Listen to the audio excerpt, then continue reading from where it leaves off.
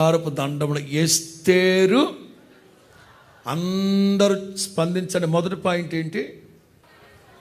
ఆయన వాత్సల్య పూర్ణుడై మన తట్టు, ఆయన వాత్సల్య పూర్ణుడై మన తట్టు.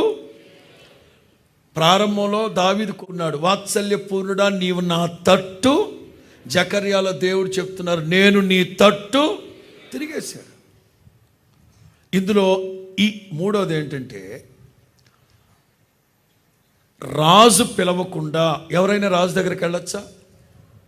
రాజు తలంచుకుంటే కొరడ దెబ్బల కొద ఉంటుందా? అట్లాంటిది ఎస్తేర్ ప్రార్థనాపూర్వకంగా వెళ్ళి నుంచుంది అక్కడ. రాజు ఆమె తట్టు చూసి రాజదండమును ఆమె తట్టు చాపగా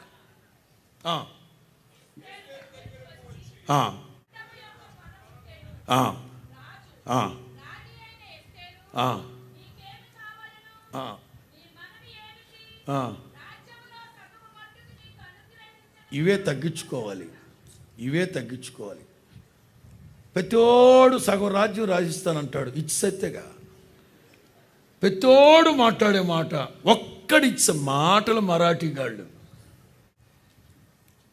సగం రాజ్యం రాసివ్వమంటావా అని అడుగుతున్నాడు. ఇక్కడ పాయింట్ ఏంటంటే, వినండి,